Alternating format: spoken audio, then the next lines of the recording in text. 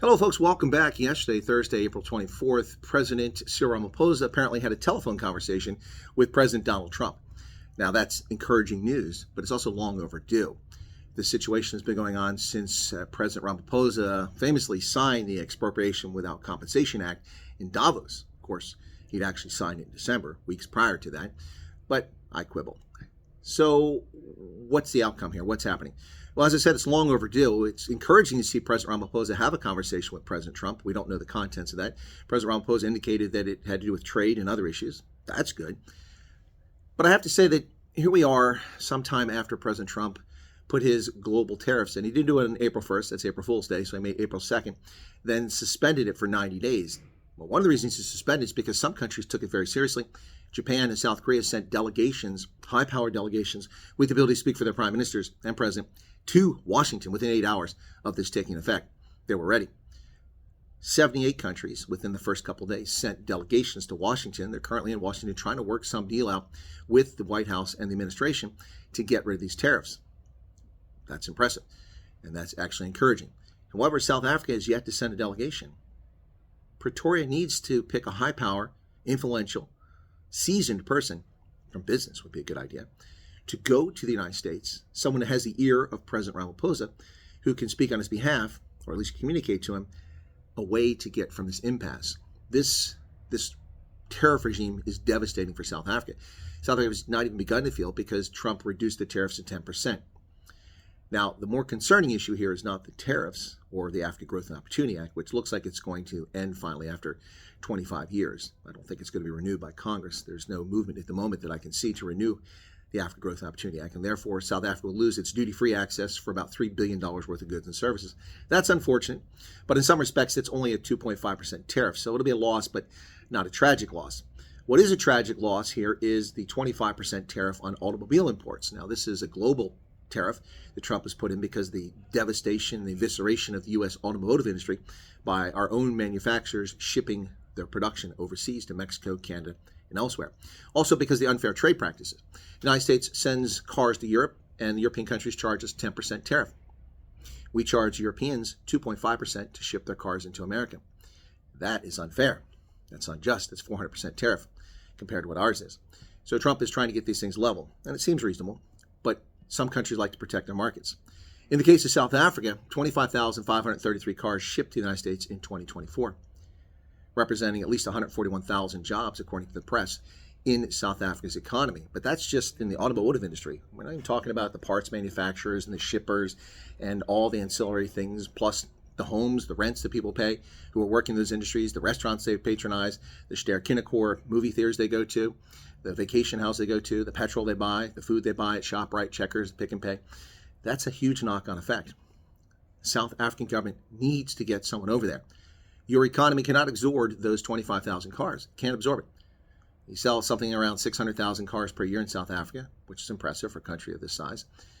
But you can't absorb another 25,000 cars, which means there's going to be redundancies and or layoffs. There's no ready market to pick up that slack. It can be developed over time, but no place to pick it up now. We don't want to see that. At least I don't want to see that. I imagine you don't want to see that either. It's critically important for South Africa to work this out with Washington. And it's incumbent on South Africa because the United States has all the power here. But that doesn't mean South Africa is powerless in negotiations.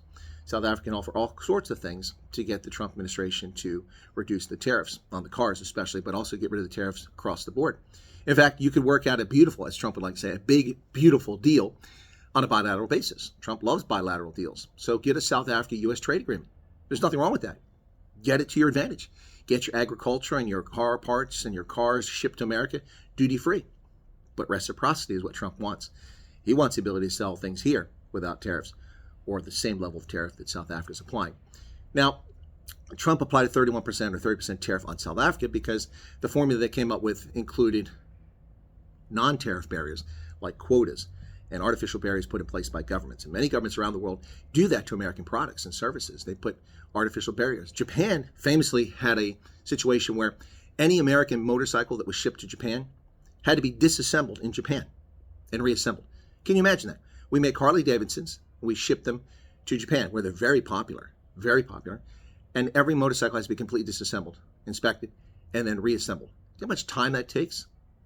And chances of a mistake being made by those disassembling it, the additional cost of that, it made our motorcycles prohibitively expensive for Japanese consumers.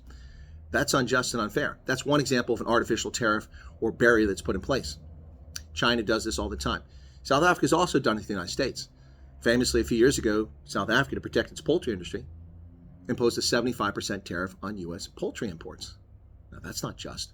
That's not reasonable. 75%? That's crazy. But that's what happened. So what Trump is looking for is reciprocity. Unfortunately, South Africa has found itself caught in the crosshairs of a global trade issue. But there's a way out. There's a way out, President Ramaphosa. Send a powerful, influential, seasoned person, preferably somebody in the business world, to the United States with the power to negotiate on your behalf for South Africa and South Africans to reach a good trade deal with the United States. It's not that hard. Pretty simple. And while we're at it, please stop doing things that run contrary to the U.S. national interest. You're a sovereign state. You're welcome to do what you like, and you're encouraged to do what you like as a sovereign state.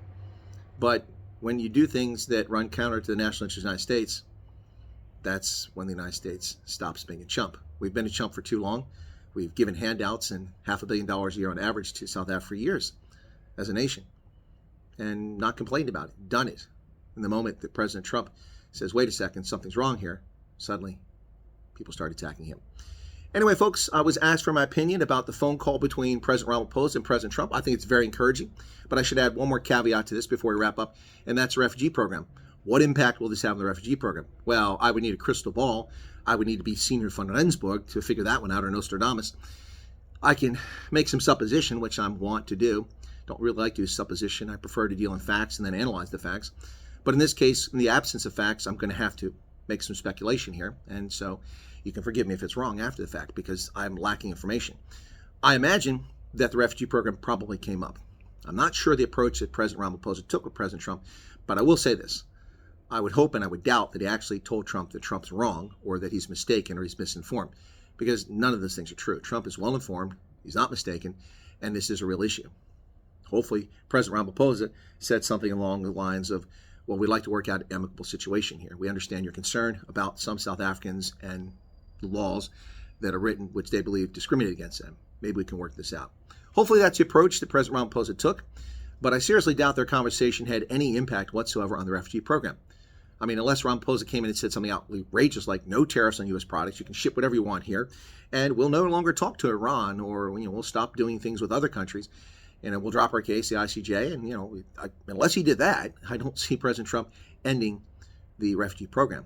The basis for it was the argument that 142 laws discriminate against Afrikaners and white South Africans.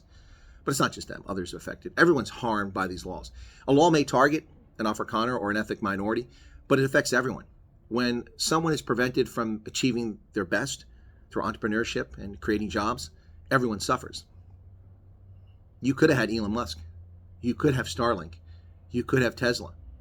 You could have SpaceX. But instead, we got it because Elon Musk family moved to Canada and then subsequently to the United States. Where's the next Elon Musk? Is it Sipo?